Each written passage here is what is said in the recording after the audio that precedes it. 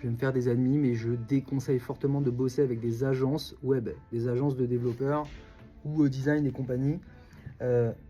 Encore plus aujourd'hui avec l'IA où on peut aller beaucoup plus vite sans être des équipes de 15. Mais même à l'époque, moi dans toutes les startups que j'ai cofondées, je suis souvent arrivé 3-4 mois après le début des idées et à 2 reprises, les startups avaient contracté avec des agences qui n'avaient rien fait pendant 3 mois. Rien. C'est-à-dire ils avaient fait des sondages, des études de cas, ils avaient peut-être un début de mock-up, de croquis, mais rien n'était sorti.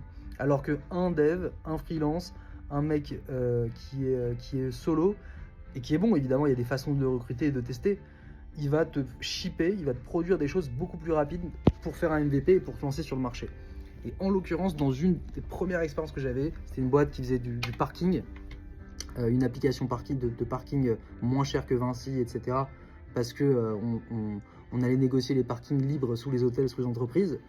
Bref, l'agence avec qui ils avaient contracté, on avait mis à l'époque plus d'1 an à sortir de leur tech, sachant qu'ils avaient une tech propriétaire, archaïque, buggée.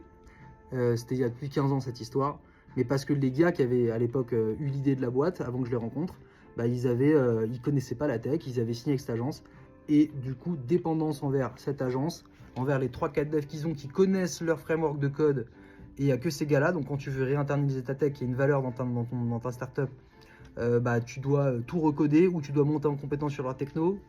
Avec eux en plus c'était hyper buggé. En bref, ça a pris beaucoup de temps, alors à cause d'un mauvais choix. Donc je déconseille fortement les agences. Après, il y en a quand même qui sont potentiellement bonnes, mais c'est rare.